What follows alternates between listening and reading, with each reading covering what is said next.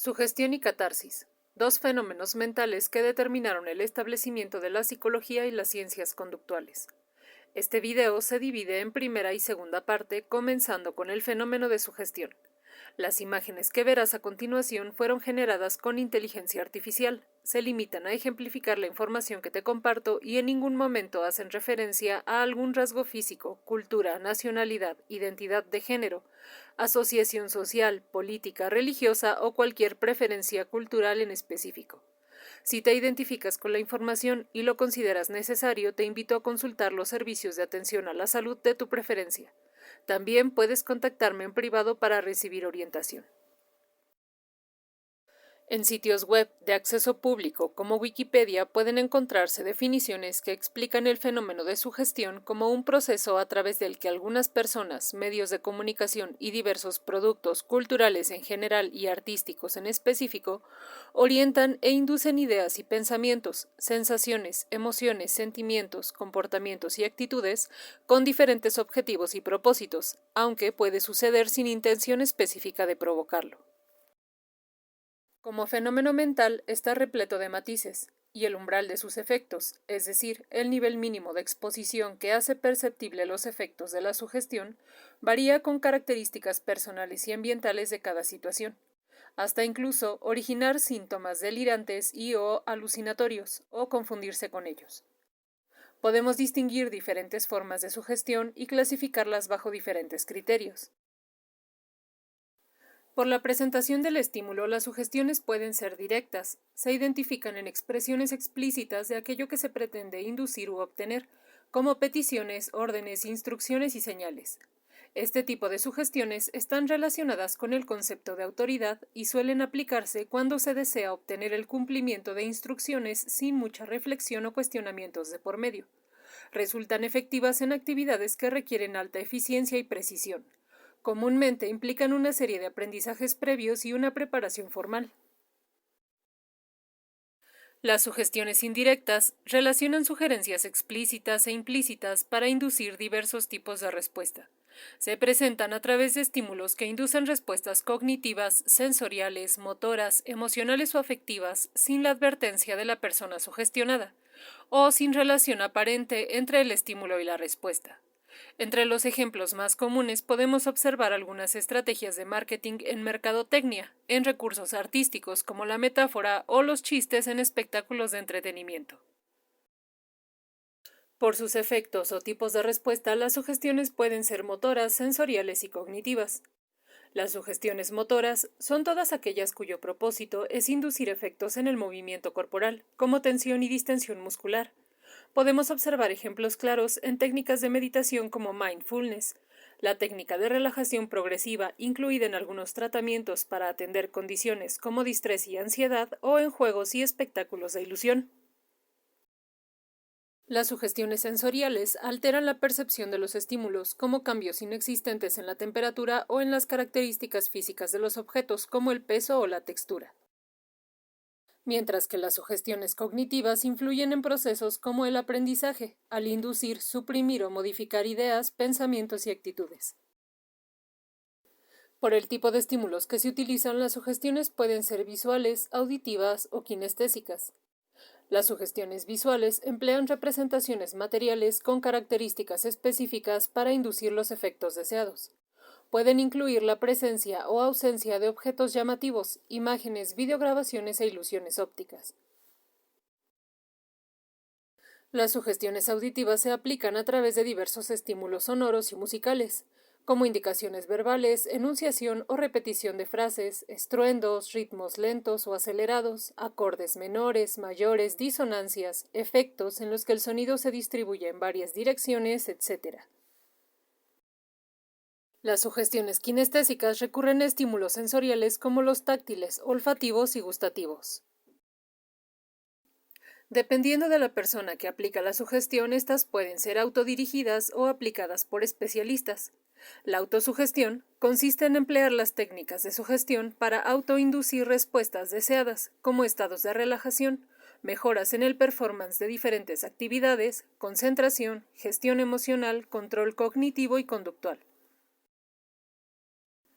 La autosugestión puede ser voluntaria cuando una persona aplica conscientemente las técnicas de sugestión a su alcance, como una serie de instrucciones autodirigidas o como las técnicas de visualización de alguna actividad para cumplir objetivos y metas, incluso repetir esa música que sabes que te pone high.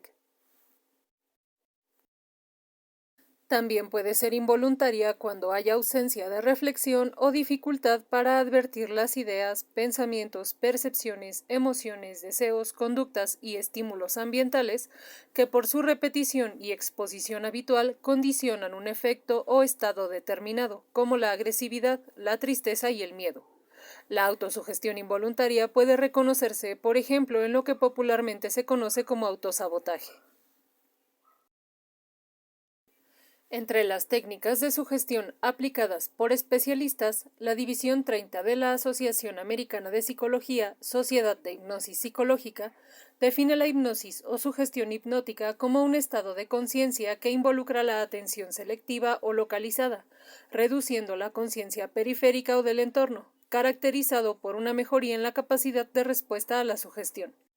Siguiendo este concepto, hipnotizabilidad sería una habilidad individual para experimentar estados de sugestión fisiológicos, sensoriales, emotivos, cognitivos o conductuales durante la hipnosis, mientras que hipnoterapia corresponde con el uso de la hipnosis en el tratamiento de necesidades médicas o psicológicas. La hipnosis implica aprender a utilizar la mente con el propósito de prevenir y atender necesidades en el área de la salud, como afrontar estados de distrés, ansiedad, malestar físico como dolor o náuseas y favorecer cambios de hábitos y conductas como fumar o alcoholizarse. La Sociedad de Hipnosis Psicológica menciona que debido a la popularización mediática de estas técnicas existen algunas ideas distorsionadas acerca de su uso, como que implica estar bajo el control absoluto de quien la implementa o que induce la pérdida absoluta de conciencia. También aclara que este no es un método terapéutico por sí mismo, que como técnica puede estar incluida en tratamientos psicoterapéuticos por su eficacia para atender necesidades clínicas, recomendando que se implemente por profesionales con formación y certificación en su aplicación. En neurociencias, la hipnosis ha sido estudiada a través de técnicas de neuroimagen y análisis de señales electromagnéticas, orientando su comprensión hacia un estado particular de la conciencia, en otras palabras, un estado cerebral neurofisiológicamente específico distinto de otros estados de conciencia, como la vigilia y el sueño, o un conjunto de cambios neurofisiológicos resultantes de sugestiones específicas. Investigaciones en las que se observaron los estados hipnóticos a través de resonancia magnética funcional mostraron que la activación de la región anterior en la red neuronal por defecto, un conjunto de áreas activas en ausencia de actividades dirigidas hacia objetivos, disminuye en personas con alta susceptibilidad hipnótica. En personas bajo hipnosis neutral, la tomografía por emisión de positrones permitió determinar un patrón de actividad coordinado entre el córtex cingulado anterior, el giro frontal inferior derecho, el lóbulo parietal inferior derecho, el tálamo y el tronco cerebral, lo que explica la disminución de la atención hacia estímulos externos irrelevantes durante el estado hipnótico. Investigaciones con electroencefalografía demostraron que las personas altamente hipnotizables presentaban estados de alerta y atención mayores en comparación con personas que obtuvieron puntuaciones menores en el nivel de hipnotizabilidad. También se han observado similitudes entre la relajación hipnótica y las ondas lentas del sueño. Además, que la hipnosis modifica la activación arousal, la atención y la modulación de la actividad noradrenérgica y colinérgica, favoreciendo la atención localizada a la vez que disminuye la atención a los estímulos irrelevantes del ambiente. Así como la sugestionabilidad depende de las características particulares de las personas y su contexto, la hipnotizabilidad presenta variaciones. Como variable estandarizada, se ha observado que depende de factores como la etapa del ciclo vital, siendo mayor durante la infancia, decreciente en la adolescencia y estabilizándose en la adultez, lo que ha permitido definirla como un rasgo de la personalidad con sus respectivas variaciones situacionales. Entre los instrumentos utilizados para evaluar la susceptibilidad hipnótica y sugestionabilidad pueden aplicarse escalas psicométricas como las escalas de susceptibilidad hipnótica de Stanford, en sus formatos A, B y C, en las que a través de una sesión hipnótica formal se evalúa la ejecución motora de la persona ante una sugestión determinada, con la posibilidad de obtener una puntuación entre el rango de 0 a 12 puntos, en los subrangos de 0 a 4 que indican un nivel bajo de hipnotizabilidad, de 5 a 7 puntos indican el nivel medio y de 7 a 12 puntos indican el nivel más alto. En algunos metaanálisis sobre los efectos clínicos de la aplicación de técnicas de hipnosis se informan beneficios en tratamientos para atender padecimientos como migrañas, cefalias, síndromes como colon irritable, asma, padecimientos dermatológicos, trastornos alimentarios y por consumo de sustancias. La sugestión por hipnosis también puede utilizarse en el control y manejo de la depresión, trastornos disociativos y ansiedad. Se ha observado mayor susceptibilidad a la hipnosis en pacientes con trastornos fóbicos, estrés agudo y postraumático. En personas con mayor nivel de sugestionabilidad se ha observado mayor propensión a padecer trastornos de ansiedad.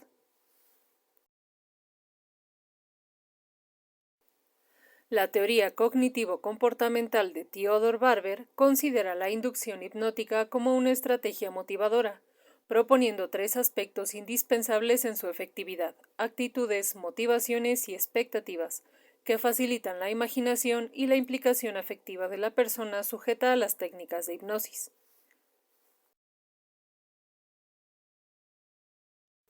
Entre las condiciones de salud que se han observado con poca o nula sugestionabilidad, la autora Celia Curiel menciona discapacidades intelectuales, demencias y trastornos psicóticos.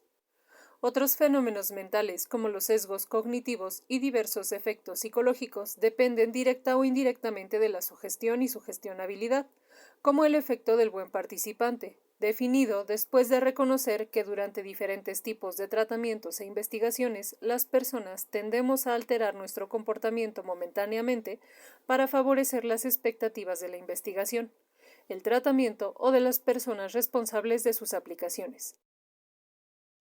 Los efectos nocebo, placebo y el efecto Pigmalión, también conocido como efecto Rosenthal, han determinado metodologías en las investigaciones científicas y los tratamientos clínicos, como la metodología del doble ciego. La industria del entretenimiento ha sabido observar y aprovechar los efectos de la sugestión en sus consumidores, combinando estímulos para generar ambientes con características que estimulen los sentidos del espectador, induciendo estados de suspenso y de terror, aprovechando teorías filosóficas y científicas al moldear y modular las tramas y los escenarios de sus producciones.